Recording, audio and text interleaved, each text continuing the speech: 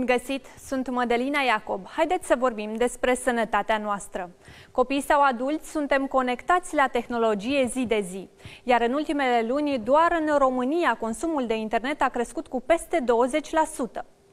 Social media ne creează o lume ideală, în care ne place să credem și de care suntem interesați mereu. Postăm fotografiile preferate cu noi, cu familia noastră, locurile în care mergem și, în plus, avem acces la viața prietenilor, dar și a persoanelor publice. Problema e că devenim captivi fără să ne dăm seama, iar dependența de tehnologie poate deveni un real pericol. When you go to Google and type in climate change is, you're going to see different results depending on where you live and the particular things that Google knows about your interests. That's not by accident, that's a design technique.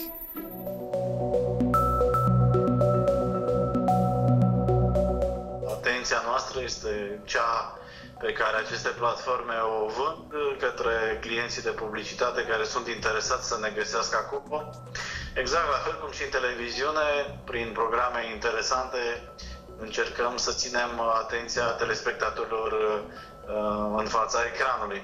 Sigur că într-o măsură destul de accentuată, tehnicile prin care suntem ținuți în fața ecranului, indiferent că este mic sau mare, pot fi mai degrabă etice sau mai puțin etice. Exact la fel se întâmplă și în zona social media. What I want people to know is that everything they're doing online is being watched, is being tracked, every single action you take. Suntem într-adevăr monitorizați în timp ce stăm pe rețelele sociale?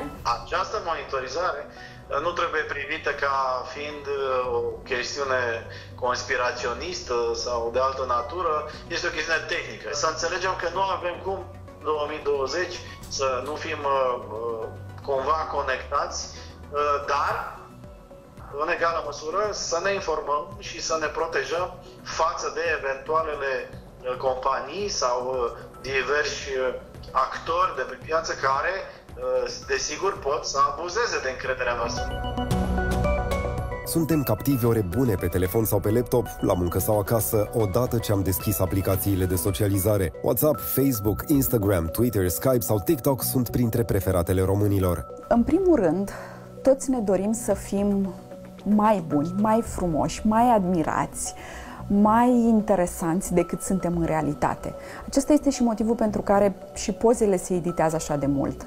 Pozele care se pun pe social media. Și dacă avem această dorință interioară, atunci ne creăm și o lume ideală. Încet, încet, acest lucru ne creează o anumită dependență de a vedea în fiecare zi ce s-a mai întâmplat, de a avea acces în lumea celuilalt. Și asta, pas cu pas, zi de zi, ne ajută să ne creăm o bulă a noastră în care devenim ușor de manipulat. Ne pot da știrile, magazinele online de la care noi începem să ne cumpărăm diverse lucruri, ne pot da ce s-a întâmplat în anumite zone din lume, ne pot da persoane de care să ne îndrăgostim, ne pot da tot felul de lucruri care ne țin dependenți. Și uităm cum trece timpul. Dacă ne uităm la timpul petrecut pe astfel de rețele, vedem că folosim telefonul mai bine de 4-5 ore pe zi. Copiii din ziua de astăzi, deodată ce au venit de la școală și de la grădiniță, imediat se cablează la tehnologie.